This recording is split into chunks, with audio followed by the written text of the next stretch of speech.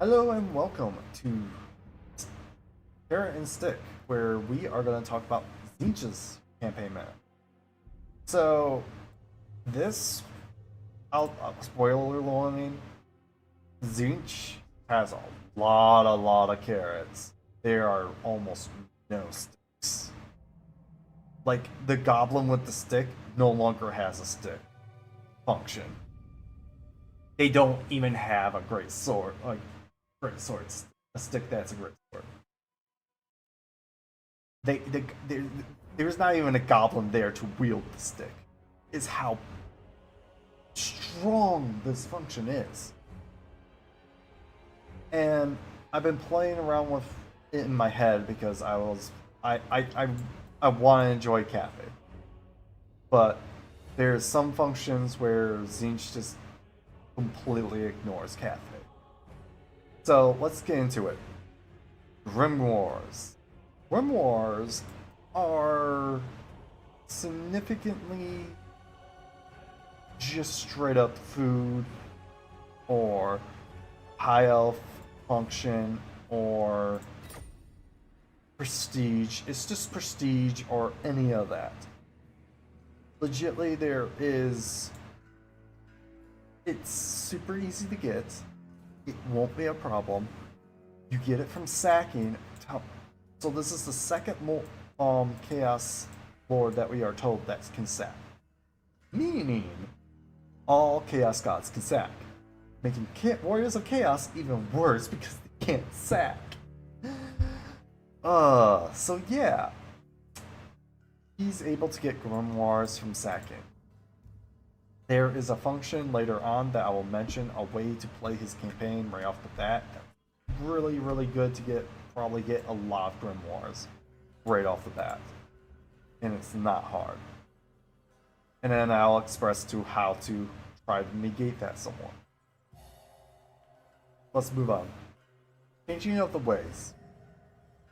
Okay, here's changing of the ways.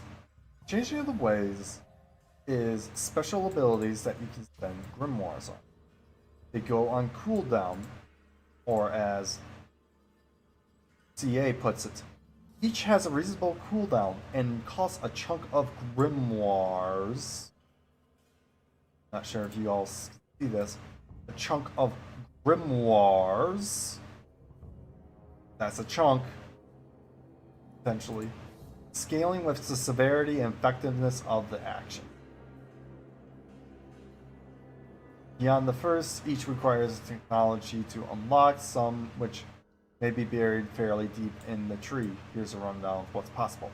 They say it needs research done, but we are shown that Transfer Settlement is unlocked, along with Reveal Shroud, meaning that these are both probably unlocked off the bat, which I say is a problem. This call is duration of 5 turns, perform 50 by 50 grimoires, reveals the shroud over the faction's territory. That is not bad, like, for the sake of having it be 50. Now, I'm looking at the tech tree. The tech tree. Let's look at the tech tree real quick. We are shown that we get 100. And I'm guessing this is turn 1, and there's no way it will get 100 exactly that perfect. Many times. So, we probably get 100 off the bat. And they start off with transfer settlement too. Transfer control and ownership of one settlement to a new faction. This can be your own faction or another. This is broken. This is super strong. I shouldn't say broken. This is super strong, considering it probably is available at the very first turn.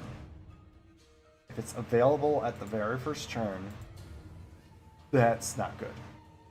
That's very much not good.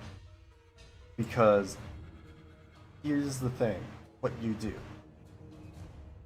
You beat the first army. You transfer their settlement you, especially if you are Tzeentch and you have multiple settlements in your province. Take one. You fight. You transfer settlements of one to your ownership, and then proceed to basically taxate the other settlements in your province. And we'll get to that because they have the same function where your corruption is high, you get a cult. And I'll get to why you would do that. Transfer settlements. Open gates. Open the gates of major settlements with walls for any battle in that settlement in the next few turns. That seems pretty good. Depends. Force rebellion. Force a rebellion. Running an army for owner to contend with. Drag army. The army. Reveal factions. Tensions shows plans of all target faction controls. That sounds really good.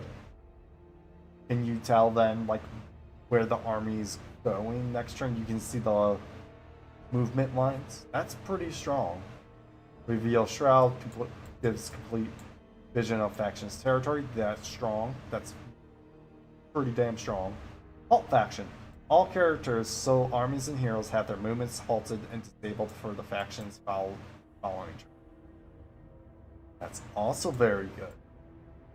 Give war coordinated a target. Gives a faction a war coordinated target even if they're not your ally. That's alright. That's relying on the AI to do things. But many times when you have a war coordinated target, they don't do it. They take several turns to get over there, and by the time they get over there, you already beat them. Break alliance. Break military or defensive alliance between two factions. This is alright if you want to be up on a smaller faction and they're aligned with, say, Grimgor or somebody. When Grimgor is really big, or when there's an war tide, you can get them. You can go and get them to fight. And then there's force war. Force war between two factions. That is super strong. Like the strength scope, transfer settlement, force war. Reveal shroud, maybe reveal factions, tensions, track army halt, blah blah blah blah blah. We don't know, but they need to be more obvious with transfer settlements. Like, where does transfer settlement? We'll find out where transfer settlements, what research you get from it.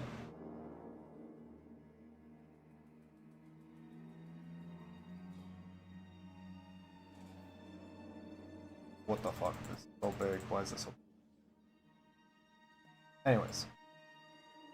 Looking at this, we have Way of Deception. Probably first turn, grab it. Oh, that's why. Way of Deception. Probably grab that first turn. That might unlock something, we don't know. That might lead to teleport, and it might be Fires of Change that also lead to teleport. We don't know because teleport is locked. We need to figure out like why it's locked. We'll find out later. We'll find out when the game is released about teleport. And I'll just go and talk about teleport now. Teleportation. If you go into the tech tree, it costs once of magic reserve power, which we'll get to, but is exceptionally powerful. Not only does this allow crossing of impassable terrain, say mountain range, rivers, patrolled areas, but instantly triggers an ambush battle should you target an enemy army. This is it's a one-shot move and must be readopted next turn if you want to do it. Level of power is locked behind technology. What we saw. So here's the thing. Teleportation. There's two things. Let's Legend of Total War mentioned in one of his videos that Tzeentch might have a problem with Grand Cathay's bastions. I like to refute that because transfer settlement, you got a choice of possibly transfer settlement. If that affects bastions along with forts, you can just transfer a settlement and you will get it. And you can just walk on through. If that doesn't work, here's the second option. Also transfer settlement. You'll see the area behind the bastion. Take it, build an army there, and go ham. You're already inside, meet with another army, and you can go ham. Legitly showing that the bastion is useless. And the third one is straight up our friend teleportation. Teleportation legitly means you just hop, skip, and jump over the bastion wall. Just go past bastion. Who cares about bastion? Just keep on going. Making bastions useless against Tzeentch. Meaning Grand Cathay push over Tzeentch. Because of three functions. Three things I just said. Now, I don't see the campaign being hard, as Tzeentch's units will have shields. They'll mention later. But basically, having a shield is way too strong. If it's not employed correctly, which we don't know how it's employed because they haven't released the unit roster. Instead, they gave us Kislev and Khorne's campaign stuff instead of Tzeentch's army. Tzeentch is the only one we have not seen his army. Alright. Let's continue on with Winds of Magic Manipulation. Winds of Magic Manipulation, it allows Tzeentch to basically increase and reduce provinces' Winds of Magic when he has a settlement in it to increase it in another at will. Basically, he can choose to lower Winds of Magic in one area and raise it in the other. This is straight up a slave mechanic, as I read it. It's just straight up a slave mechanic, meaning he can funnel all of the Winds of Magic into his main city, which with cults we'll get to how, like, with unholy manifestations and cults we'll see how it can get crazy.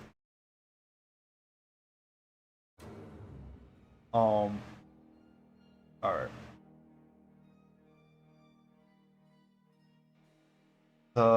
As well, aforementioned buffs to his buildings, which will increase buildings. And yeah, this allows armies with multiple spellcasters. That's freaking whatever. Magic reserves, which makes sense. And they mentioned how they changed Winds of Magic and the power reserves in battle, which they will detail soon. They haven't yet, which they say a bunch of stuff soon and then don't say it, so it ends up being interesting. Because the way this reads, it's just the slave economy. Or Tzeentch. Alright, we're going, and the reason why for that, I'll just explain now, is because of campus, the cult. So for cults, the last choice, in a sense, campus, destroys the cult, increases the Winds of Magic here and all adjacent to repertoires. Meaning, slave mechanic. Straight up slave mechanic. Because there's no reason to use this building if it's like how Winds of Magic work right now. Tzeentch probably has a different way of doing it, where he can legitly get, get strong. Use it as a slave mechanic. Is how I'm reading this. And we have Sanctuary, which generates grimoires per turn. Respiratory generates more grimoires per turn, but requires high winds of magic level. Sanctum generates a decent amount of income, but also requires high winds of magic. Yep. Just one more thing, and then we get to the real easy exploit of Grimoire. Grimoires. Or Tzeentch. Or not exploit, but cheese. The cheese for great game. Or I should say the unholy manifestations. So here's the great game is basically talking about how the chaos corruption, basically there's 4 types. Pause the video, don't read this. It's basically there's 5 types of chaos corruption, regular chaos corruption, and 1 for each god. And depending on how much you have, we'll unlock these.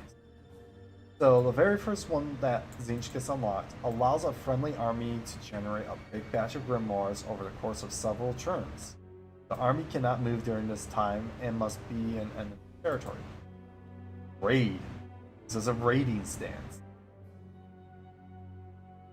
Really strong. Eugenic energies.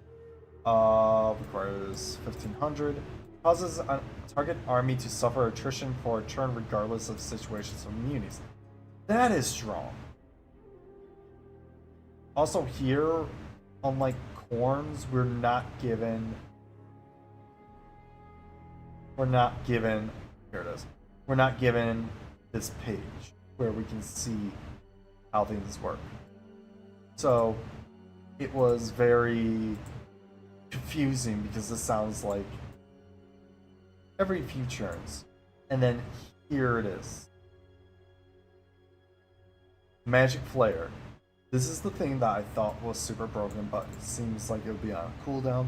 Increases the range and barrier hit points of all units in army. Barrier is a special shield all Tzeentch units have. We'll detail this further in the upcoming roster review. So, here's the thing.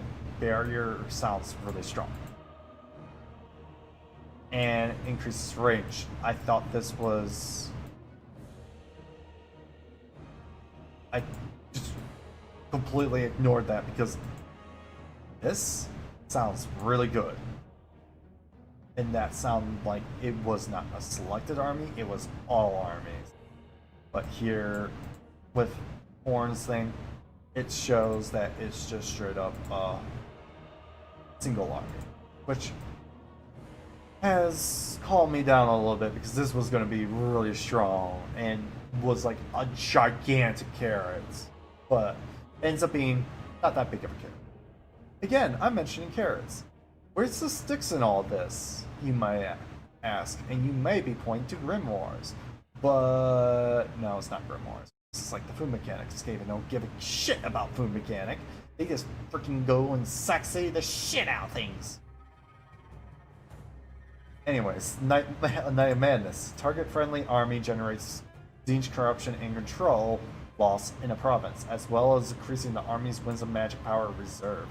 That sounds really good.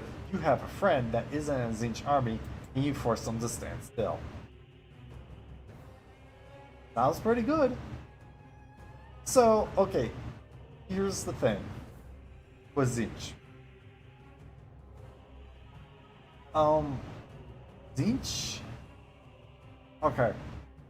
The way to play Tzeentch, as long as Tzeentch's main capital is either a single province with